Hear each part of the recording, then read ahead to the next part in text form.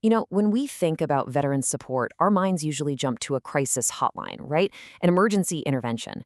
But what if the best way to save a life has nothing to do with that moment of crisis? Today, we're looking at a pretty incredible approach down in Hot Springs, Arkansas, that's turning that whole idea on its head. All right, let's get into it. So, at the very heart of all this is a veteran led group called Scars and Stripes, Inc. And what they're doing is so smart. They're not waiting for the emergency call. Instead, they're getting way ahead of the problem in a really compassionate and, frankly, a much more effective way. And really, it all boils down to this one simple but powerful question. How can something as small as a $50 gas card actually stop a life or death crisis? I know it might sound like a stretch, but as you're about to see, that little piece of plastic, well, it's the key to this entire thing. To really get what they're doing, we have to talk about what they call the crisis before the crisis. It's all about shifting your focus. It's not about the breaking point. It's about all the tiny cracks that show up way, way before that. Because let's be real, a mental health emergency almost never comes out of the blue. It's usually a slow burn. It's a result of all these everyday things just piling up. Financial stress, worries about housing, you name it. It's the relentless weight of it all. And this is a perfect illustration of the domino effect. Just think about it. It starts with something like not having a reliable car. Well, then you can't get to your doctor's appointment. Then you start to feel more and more disconnected, more isolated. And that isolation, that's what can send the suicide risk skyrocketing. See how one little thing can spiral? So if the problem is this web of interconnected challenges, where do you even begin to intervene? Well, the answer they came up with in Hot Springs is it's brilliant. You create one central hub for all kinds of help. And this is it, the Hot Springs Community Resource Center, or the CRC. Just think of it like a one-stop shop. It's this trusted place in the community where anyone who's struggling with rent, with food, whatever it is, can go and find support. And this is the magic right here. The CRC has all these different partner organizations working together, all under one roof. You've got food pantries, health clinics, and look who's right there in the mix? Scars and Stripes. This setup, having everyone in the same place, is the absolute secret sauce. And that brings us to what they call the on-site advantage. This is really where the whole model goes from just a good idea to a truly game-changing solution. The key thing to understand is this isn't some loose partnership where they just refer people to each other.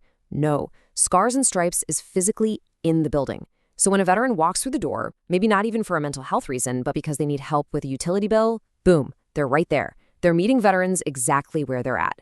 And that allows for something totally different. I mean, think about the usual way, right? You get a pamphlet with a phone number and you're sent on your way.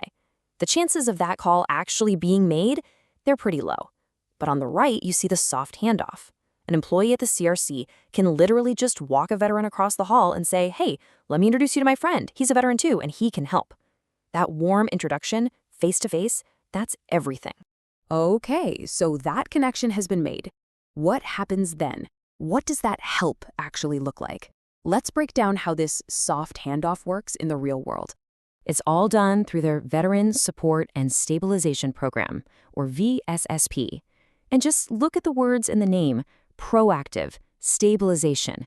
It's designed specifically to get ahead of those practical, everyday problems before they have a chance to blow up. The whole program is built on these 4 pillars.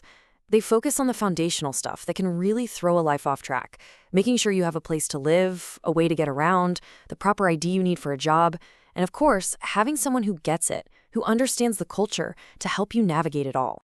And we're not talking about some long bureaucratic nightmare here. The help they give is real, it's fast, and it's laser focused on stopping those dominoes from falling, period. I mean, get this, $400. To some, that might not sound like a life-changing amount of money. But if you're facing an eviction, it's the whole world. It means you and your family get to stay in your home. It restores that basic sense of safety. Or how about this? $250. That keeps the lights on, it keeps the water running. Can you imagine the amount of stress that just erases? It lets you finally breathe and think about something other than just surviving. And here we are, full circle, back to that $50 gas card. $50. That's the difference between making it to a critical VA appointment or not. It's the ride to a job interview that could change everything. It literally breaks that chain of isolation we were just talking about. So let's tie it all together. Why does this matter so much? How does helping someone pay their rent actually prevent suicide? Well, the answer really gets to the core of this whole thing. Stability saves lives. When you give someone back that basic stability, you're giving them breathing room. You're taking away that constant crushing stress that just grinds a person down into hopelessness. You create just enough mental space for hope to find its way back in. So ultimately, by tackling these problems upstream, this program stops a crisis before it even has a chance to start. It lowers stress, it makes it easier for veterans to get healthcare, it shores up things like housing, and maybe the most important part of all, it gives them back a sense of dignity and control over their own lives.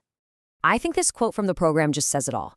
This isn't just about what you do in that final desperate moment. It's about creating the conditions every single day where hope has a fighting chance to come back. Which really just leaves us with this one powerful thought. What if the most revolutionary way to help isn't some new, complex technology? What if preventing a crisis is as simple and as profoundly human as just being there to help before it even begins?